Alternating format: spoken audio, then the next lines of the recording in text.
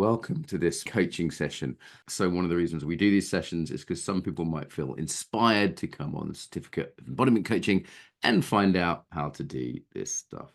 Right. Other people may also want some coaching with me afterwards. This is the way to get it for free. How do you get it for free? You don't mind doing it in public. So this is recorded. It may be on our YouTube or on our podcast. So if you do volunteer for coaching, just be aware that it doesn't have the normal sort of privacy of, a normal private coaching session. If you want that, you will have to book me.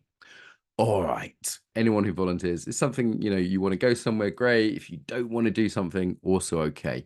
So just because it's recorded doesn't mean that, you're not in charge. You're still in charge of your own coaching. All right. Why don't we just dive in then? So who would like some coaching? It's going to be a very short session. If not, run it. Yeah. All right. If other people want to turn their camera off, that's fine. We'll highlight myself and run it so we can see them. Good morning. Good morning. This is Can I very can I rainy check morning. how to say sorry? So to that again. Very rainy morning. Very rainy. Yes, you're also in the UK, and it's kind of grey October morning, isn't it? How do I say your name? Exactly as you said it, Ronit. Run it. Ronit or run it? Yeah, Ronit. Ronit. Okay, straightforward. Why don't we stop by just taking a breath together first? So pause our day. It can be a bit nervous being on camera. So feet on the ground. Relax the belly.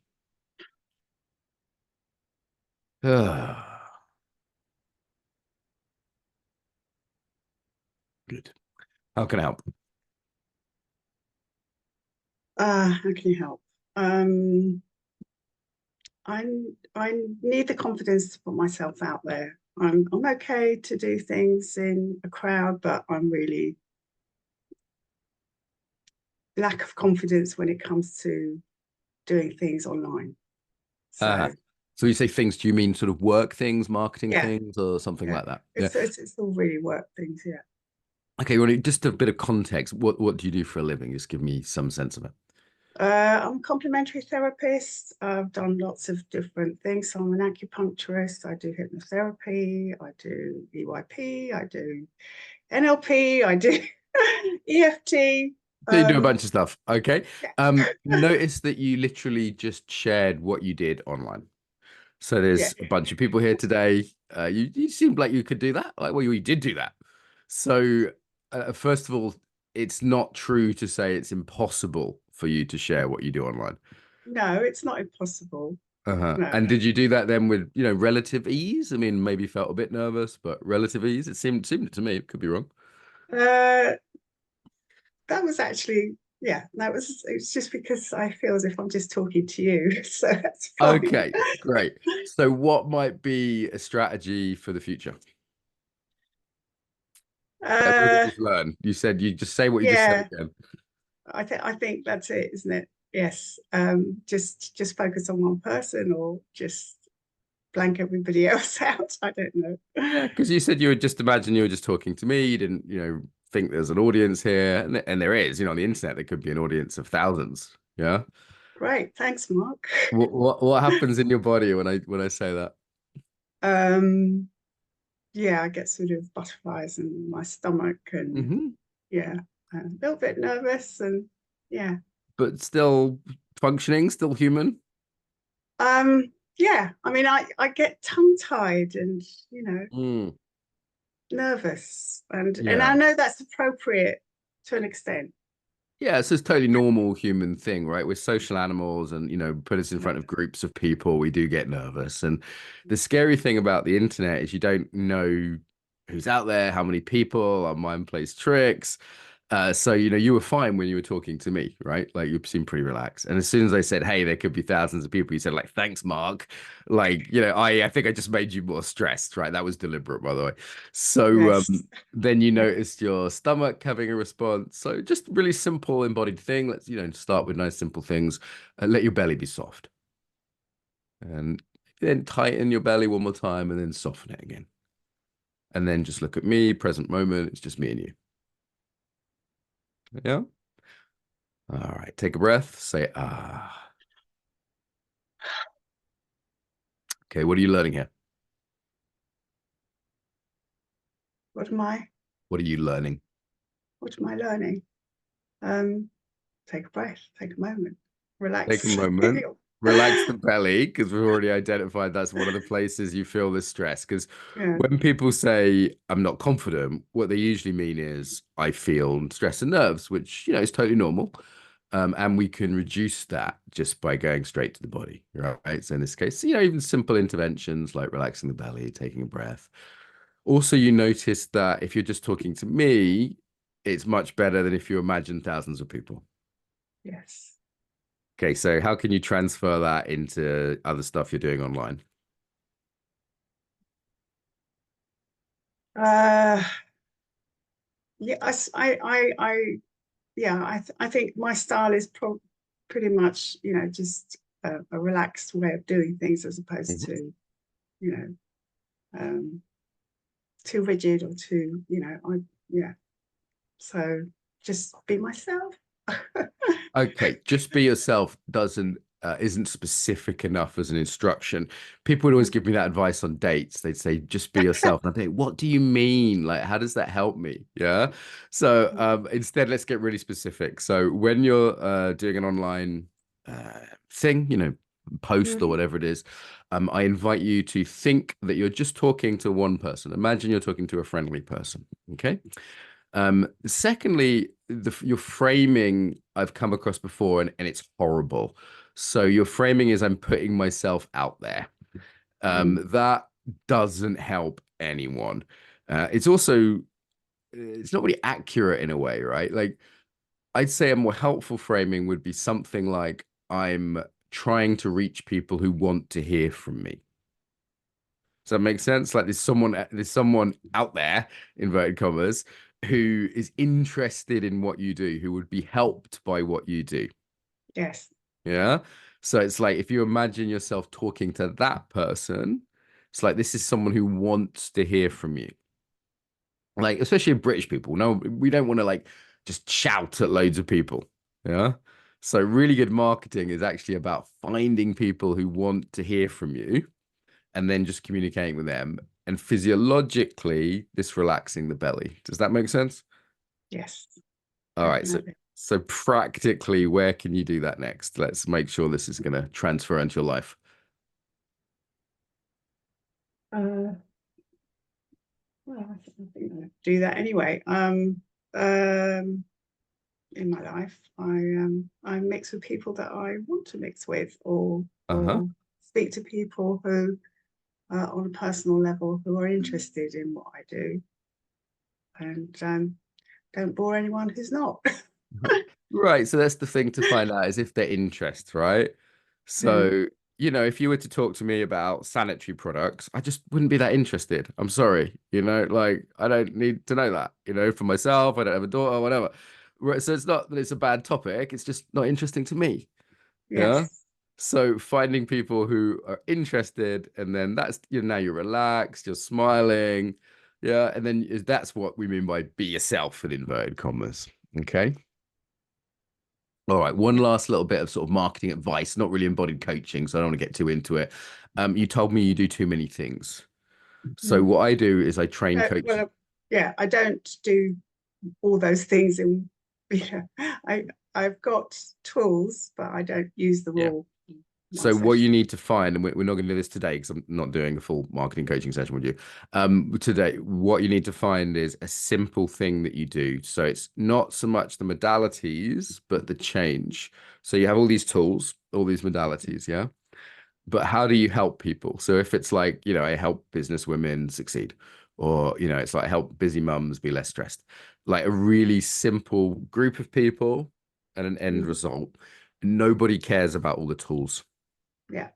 Like nobody, people might not even know what NLP is. They might think hypnotherapy is weird, but what they care about is the result they're going to get. Okay, so Yeah. this is not really in body coaching. So again, I don't want to keep going into it, but just a little bit of sort of free advice. If you say I do this and I do this, it's like I'm a hairdresser and I'm a butcher and I'm a baker and I'm a candlestick maker. People are just like, I don't understand you. But for example, I say I train coaches to work with the body. It's Yeah. simple. Then I know, is this person a coach? Is this person interested in being a coach? If not, why are we talking? Yeah. Cool. Take another breath. Ah, what's your takeaway today? Yeah, really, really clear. And I suppose nothing that I didn't know, but I think the last thing that you mentioned was actually very useful. Is that just target the people that I want to work with, who are interested in what I do, and I don't need to mention all the other stuff, which is exactly right. So yeah, great. One Thank last you. thing. Is target a word you would normally use? Are you a sniper? No, no, So, I try.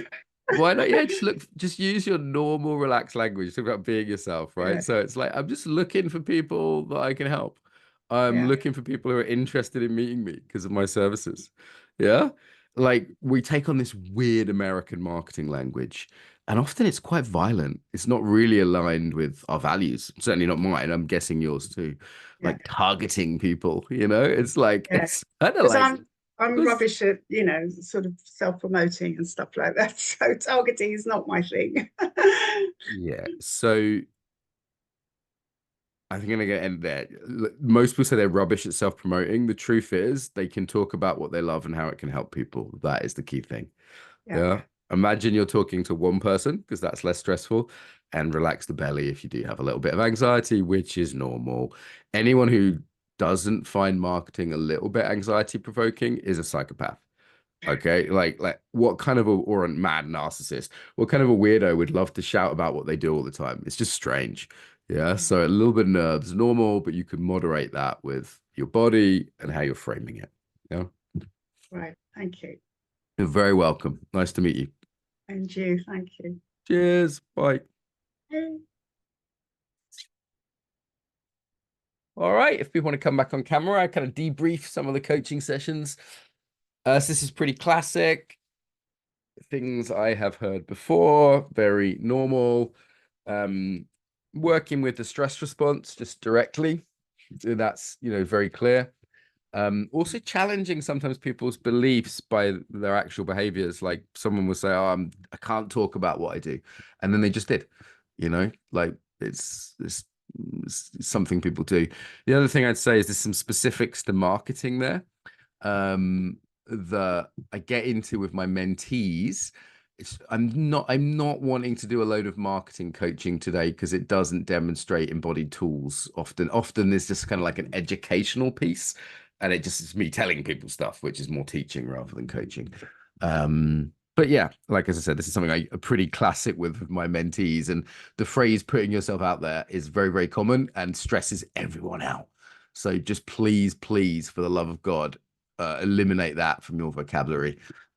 You'll be a happier person. Helping people you can help find you, something like that is just way more normal and natural.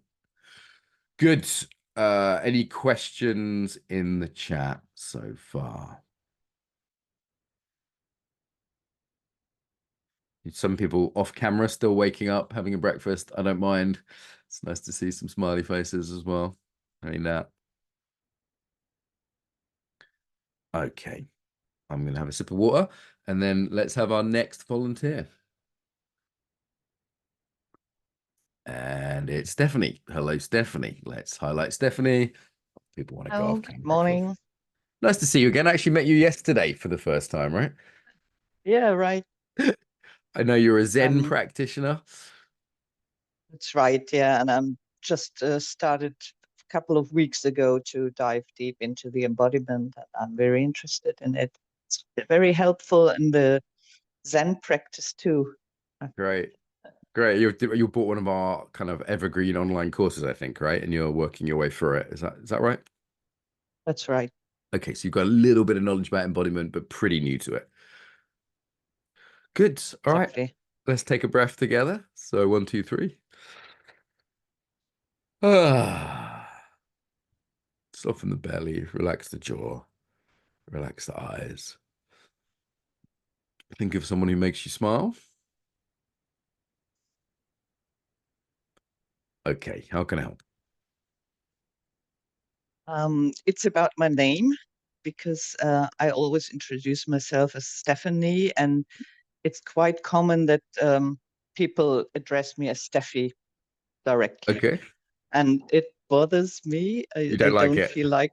I don't feel like a Steffi. I feel like a Stephanie, and so often I don't know how to react. So, and sometimes I just say, "It's Stephanie, please. It's Stephanie, if you don't mind." Sometimes I get kind of sarcastical, say Uh-huh. it's pronounced Stephanie, and sometimes people get quite defensive and say, "Yeah, all my friends who are Stephanies like to be addressed as Steffi," and I said, "No, not this one." Okay. And Okay. I can't. So I'm not sure how to address it in a not passive aggressive way. Sure. So Okay, so totally fair enough. You have a preference for how you're called. I mean, people don't call you Bob, do they? You know, so it's fair enough that you say, no, this is my name. Yeah. Please call me my name, not some other variation of that. It seems totally fair to me. First of all, well done for doing that, because some people would just suffer in silence, right? They'd be sitting there going, ah, duh, duh. But actually you do sounds like you do speak up. most of the time I do, yeah. Sometimes when they still address me as Steffi, sometimes I suffer then and don't speak up another time. Yeah, yeah. So it's in some way it's awkward or difficult or unpleasant to speak up. So sometimes you do and you don't enjoy it. Sometimes you don't do it. Yeah, that's right. So It's not easy for me. yeah, so you'd like it to be easier to tell people this. Yes, Okay, great. So do you have a right to assert this? Yes or no? yes, Okay, good. So that's a quick yes. So it sounds like a very definite yes. Yeah, there's no doubt that this is something you have a right to do. This is your name. right. Okay, good. So that's worth reminding yourself of. Yeah, like you're reminding yourself.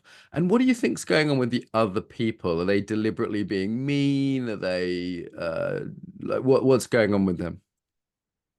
They want to be very friendly, and that makes it hard for me because I appreciate their friendliness, and um they trying to be more connected and more nice, Right, right. So but you they also aren't. yeah, so but they aren't. So they're trying to be friendly and get connection, and they don't realize that it annoys you. That's right. Okay, great. So it's also from their point of view, they're not doing anything terrible. It's just, you would like to correct them. Yes. Okay. So can we do a little experiment where I call you this name and you notice your reaction? Okay. You sure? Yes. Just I for an want to go through experiment. it. Right. Uh, okay, so even thinking about it's a bit uncomfortable, right? Yes. What do you do in your body when you even think about me using this name? When my heart starts begin to beat harder, What else? I tense up, and Tense up. everywhere, and the shoulders and the jaw and the belly everywhere, and Uh-huh. I lean forward a little bit. Okay, so let's exaggerate that a little bit. Often we learn through the body through exaggeration. So tense up and lean forwards a little bit. And how do you think your response is going to be from there? Oh, it's aggressive. A bit aggressive, right? So forwards and tense is a classic sort of aggressive embodiment, right? Okay, so there's probably something else going on there. Like, is there another belief that you're holding? Maybe not a logical one. Like, is it like they're disrespecting me, or this reminds me of someone in my past? Like, what is the association there? I'm trying to understand the aggression because they're just trying to be friendly. They don't know. Yes, it's since I was a teenager, and I grew up with a very famous tennis player. She was a top tennis player when I was a teenager, and Steffi Graf. was yes, yes. Uh-huh. And so the other children in the school, they always teased me, "Oh, put on your hot tennis skirt," and So that was quite uncomfortable. Right. So you were just growing up, and it sounds like quite a sexualized teasing as well, which is pretty unpleasant for a lot of people, especially teenagers who are really often uncomfortable as they're growing up with that. Yeah. Yes. Just give yourself a little empathy for that. Maybe a little hug, call this self-care pose. And yeah, now you're a grown woman, but at the time it sounds like you were quite young, and there's inappropriate comments about this that it's not nice to be bullied. It's definitely not nice to be bullied in a kind of sexualized way. Like, I'm just imagining here, but I'm imagining that was quite uncomfortable for young you. Tell me if that's true or not. Yeah, it's true. Yeah, like comments about tennis skirts and or just a teasing of this, you know.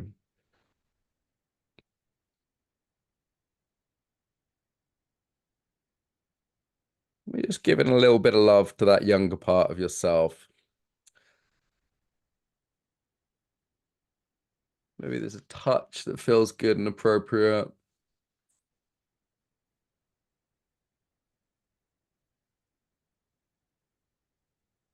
It seems like at the moment what's happening is you're reacting defensively from that young part of you rather than from the adult Stephanie. Does that make sense? Yes, makes perfectly sense. Yeah, so there might be a little bit of just self-healing work there, of self-nurturing work. You know, you could do this pose every day for a few minutes, just for a few weeks, not for years, and really kind of nurture that part of you. Like, hey, I get that was mean and inappropriate, and like, hey, I'm big Stephanie is in charge now. Yeah, yeah. So I think otherwise you will continue to come from reactivity, even though logically people are just trying to be friendly. There's nothing nefarious in the people today calling you this other variation. Yeah. Yeah. Anything you want to say there?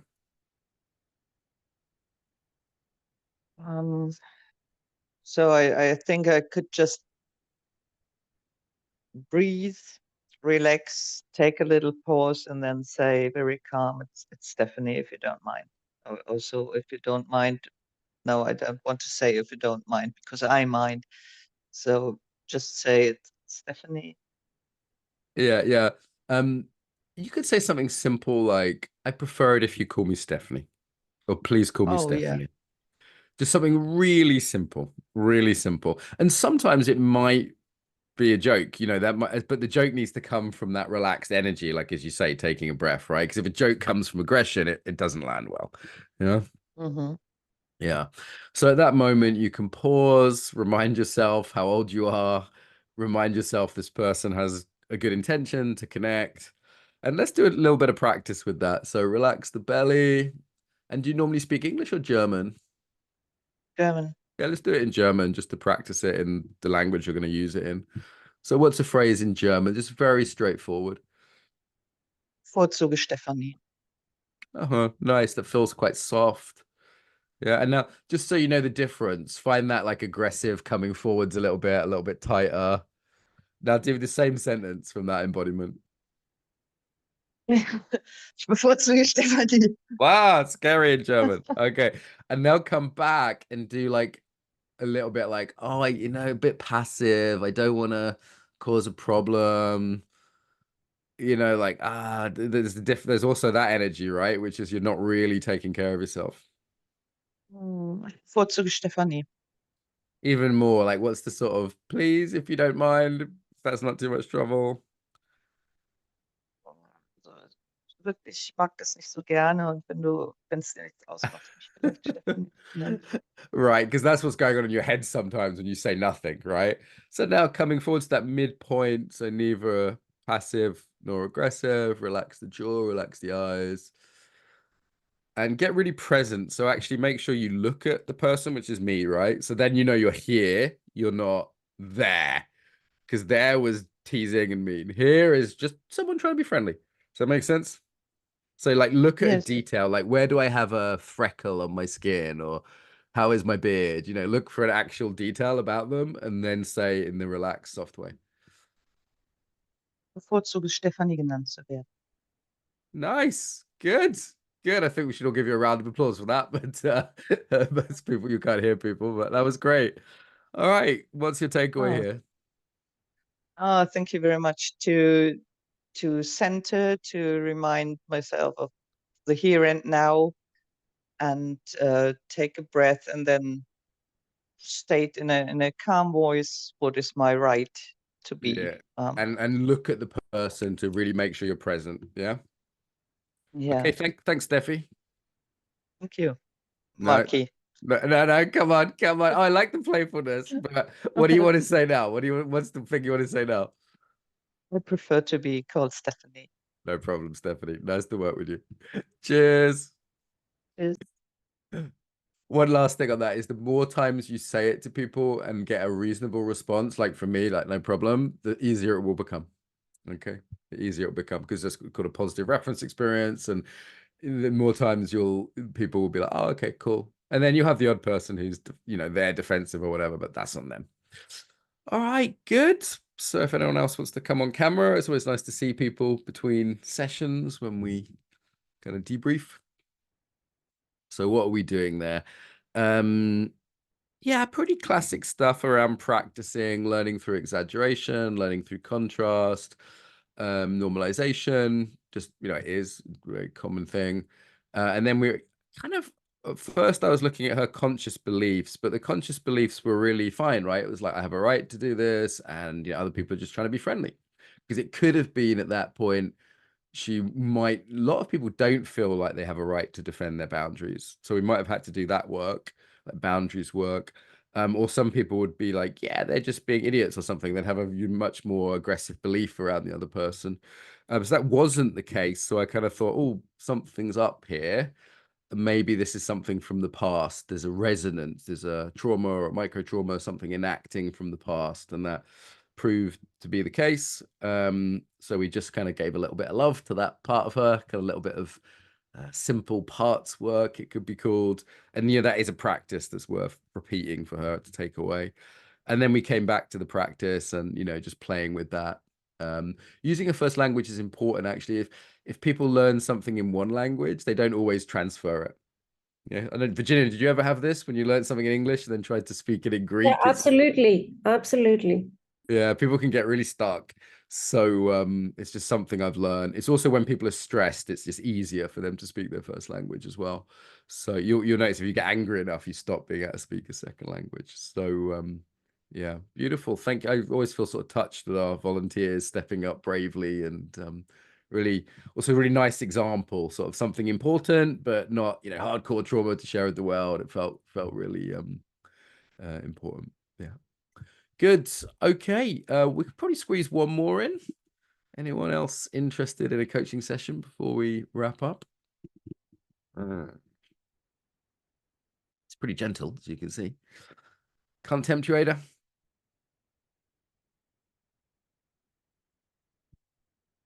Did you call me? I didn't. Well, I can see you on camera. I'm wondering if you're tempted. I'm not going to force you into it, obviously. Actually, I came with a topic that you mentioned about Instagram and all these things, and it changed my mind. You know what? If that's the topic you've come with, and especially as a Keck graduate, she's done the certificate of embodiment coaching. I feel like we could do that. I always try and support Keck graduates to put themselves out there. So yeah, let's talk about that if you're up for it. We don't have to. Let's do it. Yeah. Let's do it. Okay, who's the boss? Me. Okay, good. Where you're in Germany as well, yeah? Yeah. Anyway, Yeah. it looks like the sun's shining there, at least compared to England. It was raining. Wow, the sun has come. Oh. Yeah, it's magic. It's the power of embodied coaching.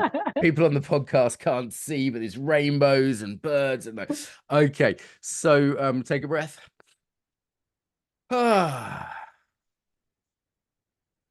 right. What would you like to be different? My work situation. Mm-hmm. I am in the phase of that I can choose a different work in a different part of the world, and I don't know where my energy wants to go. I have different choices. That's nice. You've got options. You're not a slave. This sounds like good news.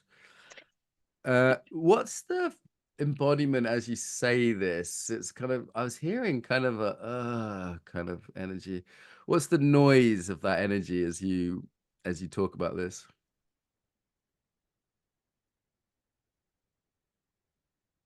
Moving again. Yeah, that's what I was hearing. The like, maybe make that breath louder and bigger just so we can really identify it. Oh, like tiredness, deep tiredness. Am I reading that right? I don't really, people tell me sometimes that when I speak about me that I might be tired, but I don't, it's not conscious. Like I think, Yeah. yeah. Well, our embodiment isn't conscious, right? It's just consistent. And they may also be misreading this. But what I heard you say was they're moving again. I mean, that doesn't sound, it's not enthusiastic, is it? Yeah. Because we were living in Ukraine with the war, we were evacuated to Germany. And like I have a German passport, but I'm not really feeling comfortable in Germany. Yeah. And then we are thinking that we have to move somewhere else.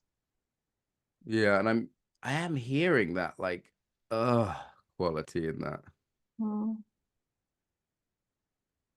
Yeah, close your eyes for a minute. Let's see if there's anything in that. And I don't want to make it up, but it's very common. You know, I've worked with a lot of Ukrainians and Ukrainian refugees, as you know, and it's very common to have a feeling of exhaustion as a kind of low-level trauma response. Or just the you also talk there about not feeling like you quite fit in.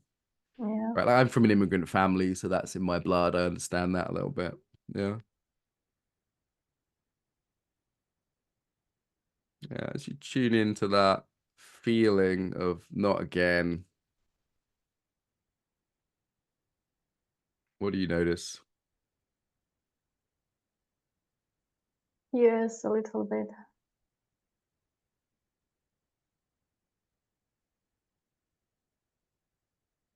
Maybe kind of a feeling of like failure. We as a family tried 2 times to make a stable home, and both times it didn't work. Yeah, meaning you tried in Ukraine or you tried here. Yeah, and we tried in Ghana. My husband comes from Ghana. So you're telling yourself something there, like we tried in Ukraine, we tried in Ghana, we tried here. In what city are you in now? Bonn. In Bonn. Okay. Yeah. So what are you telling yourself about these 3 places you've lived? It hasn't worked out. The story I'm telling, I'm not looking for a permanent place anymore, but I feel pain there. Yeah, there's a pain there, right? Because we all need stability. We all need home. Wherever that is, we need a place to put our feet down. What does this say about you? Complete this sentence. I'm... Whatever comes to mind. I am a human being. This is true. And there's joy when you say that. Yeah. Yeah. Is there a fear there? Is there a... what are you if you keep moving home? I didn't get the question. Can you? Yeah. So what does it make you if you keep moving home? Because I'm hearing there's like a pretty strong thing in here, but it's just under the surface. So we're doing a little bit of archaeology. Go to Like your a body. nomad, but I don't feel like a nomad. Yeah. I don't feel it. Some people might say, I feel unsafe, I'm unsafe, or I'm a failure. You know, they're criticizing themselves for it. Or sometimes it's more about the world. The world is X. Go to your body. Notice the sensations around this moving again. Close your eyes if you're comfortable too. And tune into the body. Maybe this feeling of kind of heaviness, not again. I feel a lot of anxiety. How will it be in a new place? That sounds understandable. Yeah, it's around the chest, like really anxious. And bear in mind, you know, once you move because of a war as well, right? So it's like, it wouldn't be surprising if there's anxiety around moving. Mm. And What would from a you, place where we really loved, we loved being there. yeah. I mean, I'm just hearing grief. Mm. There was a place you really loved that you had to leave because of this fucking war. And you know I'm connected to it. And you know, like, I have some pain there too. And it's like, I'm just hearing real grief there.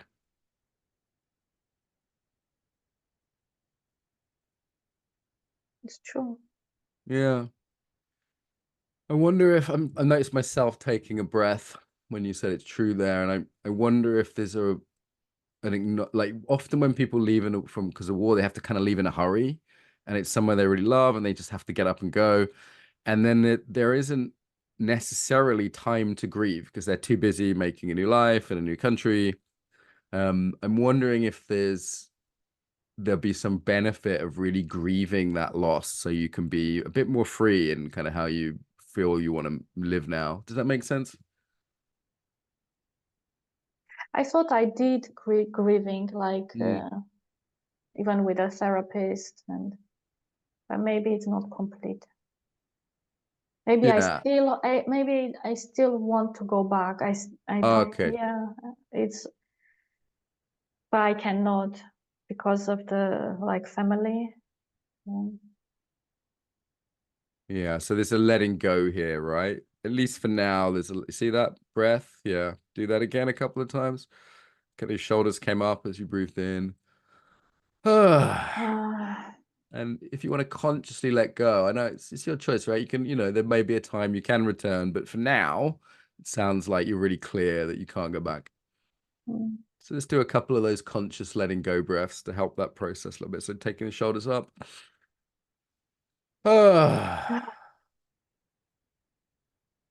One more. How's that feel?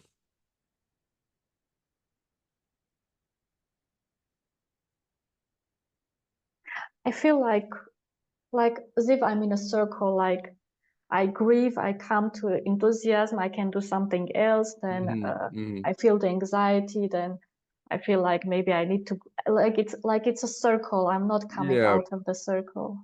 Yeah, grief is more like a spiral. So my dad died some years ago.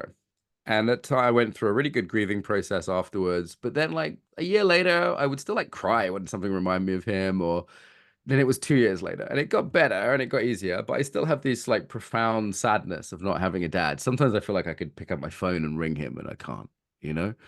And it's I think that's how grief works. I don't think grief works as like it's done. It's more like seasons or spiral. Does that make sense? Yeah, and I feel relief when you say that. Yeah.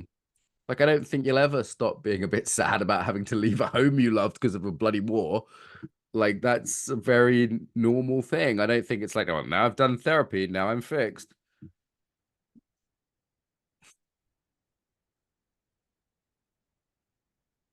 What comes to my mind, the word acceptant, like accept that sadness and grief when it comes, but accept also it's the joy and maybe excitement that also is there, that something new, we can start somewhere new. And Yeah, that's nice. I'm seeing a different change in your face as you say that like, yes, grief comes. Yes, grief will come back. Yes, there may always be grief for this loss of yours. Yeah. Which is totally unfair, of course, you didn't do anything. And that doesn't mean there can't also be like enthusiasm for a new place or a new job or something like that. Yeah. So before we wrap up, like let's take this back to maybe moving for a new job. Is that where we started? So what would you like? I wanted actually to trace the excitement, which place excites me, because I'm kind of like all over the place. Okay. So I can which go excites to you? this continent, I can go to this continent, like really like wild. Okay. So Yeah. first of all, choices are hell, because choices are like, what do? We have too many choices in life, right? It's like everybody has this problem now, with partners, with jobs, it's really, and also choices are a lovely luxury.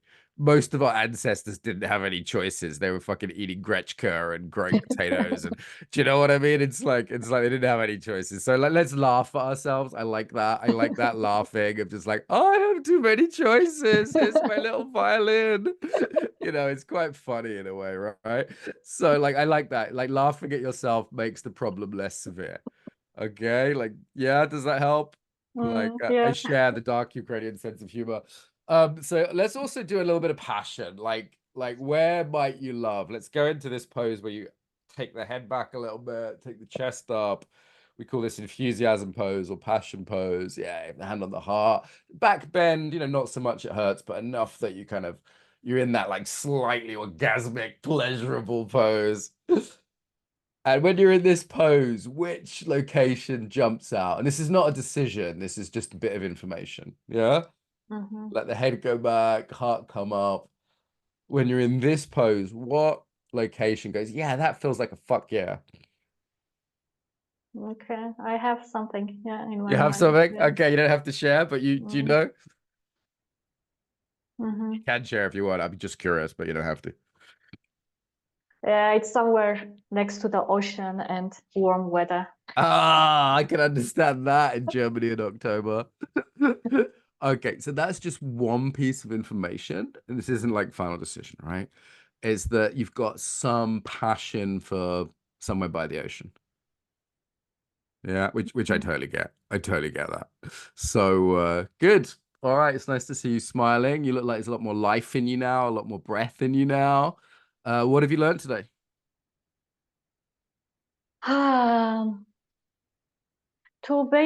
To be aware of these two sides, the excitement about the new thing and also the grief and the sadness and maybe the anxiety that it has not worked out and so to accept it, actually, that's what I'm Yeah. learning. So there's a piece around acceptance, and we did that little Yeah. shoulder with the breath exercise for that. So that's a tool you can take away and use to help with the acceptance. Mm-hmm. And then also there's acceptance that grief comes in cycles. Things maybe never get better. There was always a relief in that for you because it's kind of people feel like if they grieve totally 100%, then they've betrayed their past or the death or whatever it is.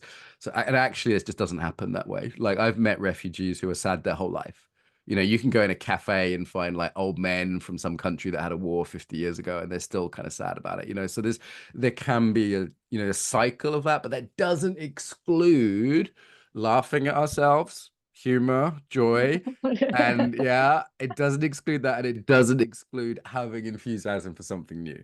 And I love the enthusiasm pause also, like when to think about the location. Sometimes I feel lost because Yeah. I have too much choice.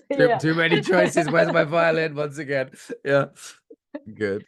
And to connect like through the enthusiasm pause to which one is really speaking to me.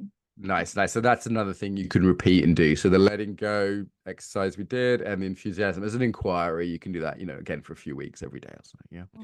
Honey, beautiful, beautiful work.